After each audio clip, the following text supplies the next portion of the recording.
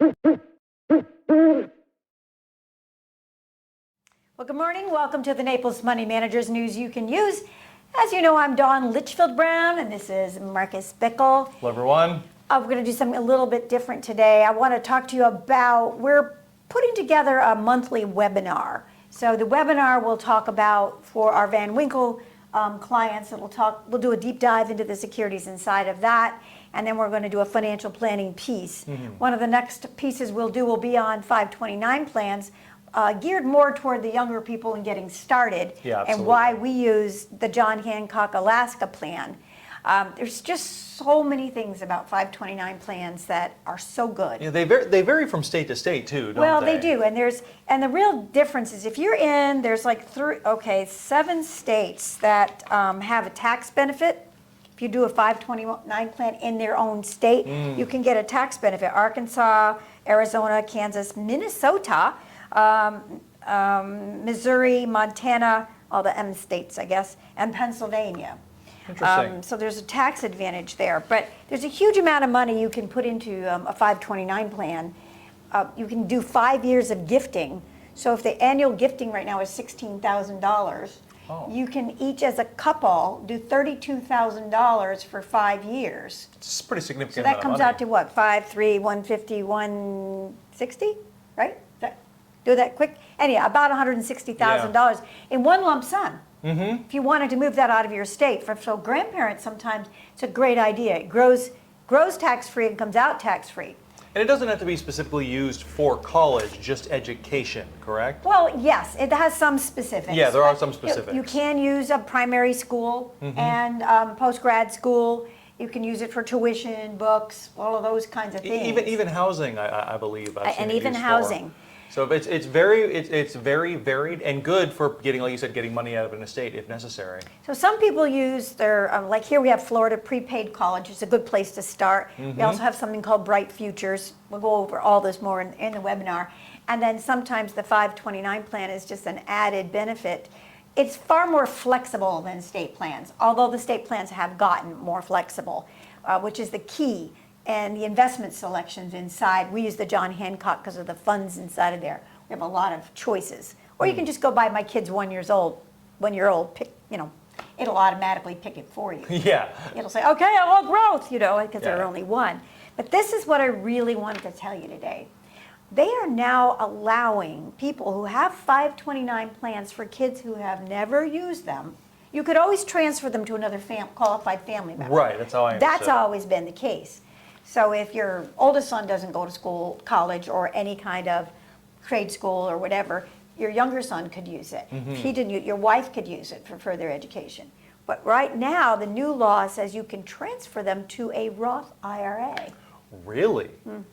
Wow. A Roth IRA. So you could actually make your own contribution to a Roth IRA, which, as you know, is not tax deductible, but it grows and comes out tax-free. So with what you're talking about, so if you, over the course of how many years is it? Like we said, it was 5 years? But, well, if you put in a whole chunk. Yeah, so we had that $160,000 amount that you're talking about. Right. Your child doesn't use it. You could convert that to a Roth IRA? Right, not all at once, but you can convert it. Oh, interesting. And it doesn't matter how much income you make. So sometimes when you're contributing to a Roth or other items, I have all those numbers, it matters how much you make as the taxpayer. Well, that's a great move. It is a great move. I think the maximum you're allowed to convert right now is $36,000. Still significant. And I don't know, quite frankly, if that's every year or not. Now, as you convert it to a Roth IRA, are you paying the taxes as it's converted? Really? No tax paid.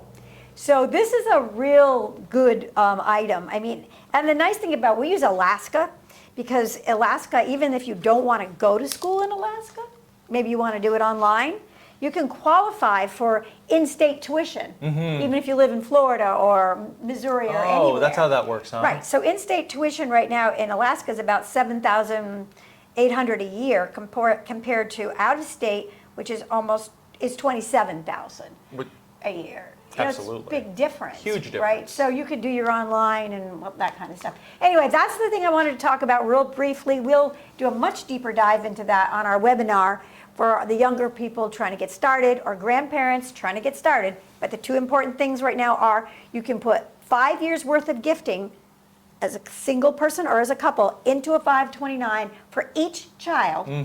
Each child, so you can do huge estate planning. Yeah. And you can, at some point, convert some of that money to a Roth without tax, as long as, you can, as long as it's not more than currently 36,000 being converted. So, Which is incredible. Remember, the maximums for IRA contributions are much lower than that $36,000 cap. So oh yeah, that's a humongous benefit. it truly is. I happen to be looking at a couple of 529 plans right now that are well over $50,000, and the children are not going to college. I mean, it's not So they're going to be able to recover a significant portion yeah. of that. In the past, what would happen is that money would stay there, continue to grow estate and income tax free for college purposes, educational purposes. But if it was never used, then it turns into an IRA.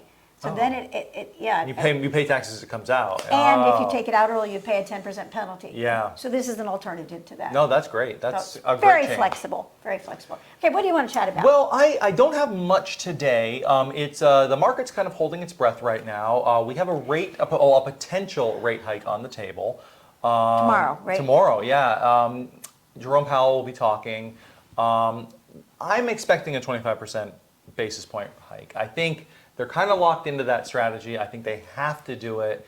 But I'm really expecting some softer language from the Fed talking about their plan to either stop raising rates or have an exit, like say we're going to do one more or something like that. Right. Until the economy gets a chance to catch up to all of these really, these are amazing rate hikes all at once. They truly are. I think they're historic, except for maybe during the Volcker years. Yeah, which was crazy looking back. So I think we're gonna have to wait to see for Wednesday. Our portfolios that we manage are holding up very, very nicely in this market. We're actually in many cases keeping pace with the S&P 500, which is not usual for us. Right, we're usually just a little below that. So if the S&P 500's up at 10 points, we might only be up 10%. We might only be up 8%.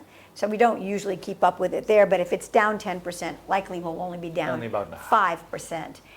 We just finished our quarterly reports. They're going to be going out in the mail. Some of them went today. There's a good letter in there talking about how many banks have failed over the last many, many years. Give you some perspective. I think it's a good thing to look at. Absolutely. I would definitely read that letter. And as bad as everybody seems to feel, they're coming in and they feel like the economy's bad and the market's bad. Reports are pretty good. They absolutely are. So they're not, phenomenal, but I think for the first quarter they're pretty good. They're in the fives area. Yeah, 5% in the first quarter, I'll take that. Yeah, There's 4 quarters in a year. Let's do 3 more quarters like that and we'll be happy. Absolutely. Well, I think that's about it for today. Yep, thank you so much. Dawn Litchfield Brown saying to you, money matters, and most of all, and most importantly, you matter. Have a great day.